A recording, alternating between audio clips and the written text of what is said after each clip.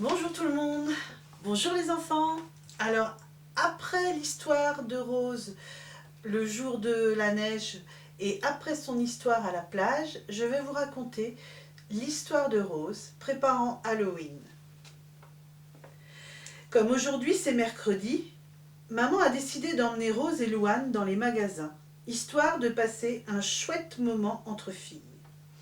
Elle décide de partir après le repas de midi pour avoir le temps de se promener en ville. Rose aime bien les magasins, même si du haut de ses 3 ans, elle est obligée de monter dans le caddie parce qu'il y a tellement de monde que maman a peur qu'elle s'égare parmi la foule. Elle commence par faire les courses pour la semaine, comme sa maman en est débarrassée, parce que pour elle c'est une véritable corvée. Quand Rose entre dans le magasin, elle voit accrochés un peu partout des fantômes, des sorcières, des araignées se promenant sur de grandes toiles et plein d'autres monstres plus effrayants les uns que les autres.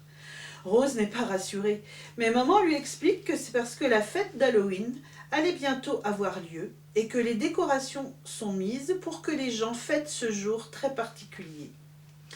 Rose est petite et n'a encore jamais participé à la tradition d'Halloween, contrairement à Louane qui, elle, adore ces décors effrayants. Je vais vous emmener dans un magasin où ils vendent plein de décorations semblables à celle-ci. D'accord les filles? Maman range les courses dans la voiture et en route pour la caverne d'Ali Baba. Arrivée sur le parking du magasin, maman eut beaucoup de mal à trouver une place pour se garer tellement il y avait foule. Là, là, là, il y a une voiture qui s'en va, dit Rose. Une fois dans le magasin, Rose ne sait plus où regarder. De tous les côtés, ce ne sont qu'immenses toiles d'araignée et plein de décorations oranges et noires. Maintenant que maman lui a expliqué que c'était pour jouer, elle trouve ça très chouette. Bon, allez, on commence par vous choisir un déguisement, parce que ce soir, quand la nuit sera tombée, on va aller faire le tour des maisons autour de chez nous pour faire peur aux gens, pour qu'ils vous donnent plein de friandises. Alors là, Rose est aux anges et commence à adorer cette journée parce qu'elle adore les bonbons. Mais tu viendras avec nous, maman, parce que j'ai peur la nuit dehors. Mais bien sûr, ma chérie, et je vais aussi me déguiser. Rose, après avoir parcouru tout le rayon des déguisements, en choisit un de petit diablotin rouge et noir avec sa fourche. Louane, elle, prit un de sorcière avec le chapeau et la baguette qui vont avec. Bien, ça c'est fait. Maintenant les filles, on va choisir plein de décorations pour mettre à l'intérieur de la maison. Comme ça, quand papa rentrera du travail, il aura très peur. Le chariot se remplit très vite.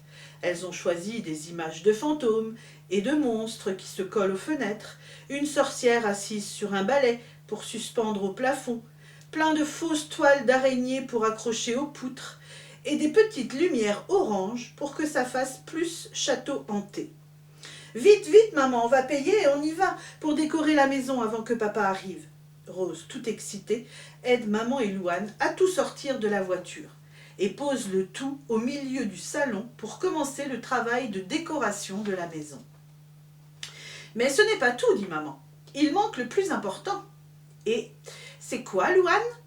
Tu peux le dire à ta sœur? Il manque une grosse citrouille. C'est quoi une citrouille?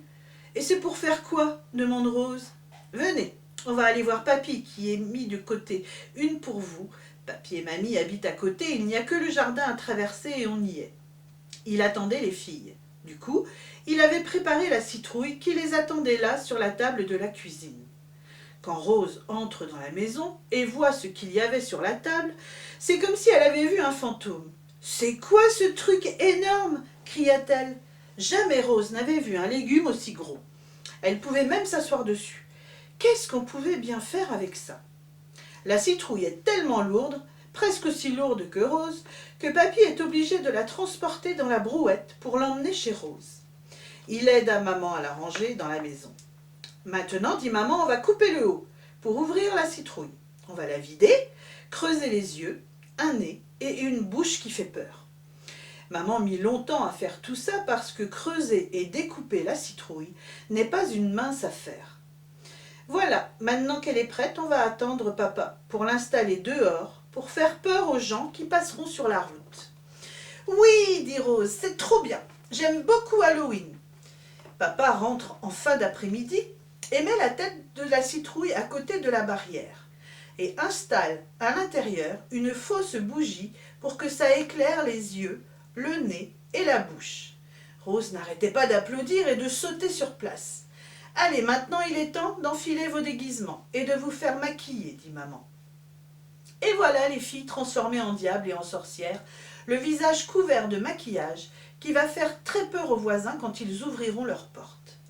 Prenez vos petits sacs et on va commencer la tournée des maisons. C'était très drôle de frapper aux portes et de faire peur aux gens en leur demandant des bonbons. Elles rentrèrent à la maison avec leurs sacs remplis à ras-bord. Elles restèrent un petit moment déguisées jusqu'à ce qu'il soit l'heure d'aller se coucher.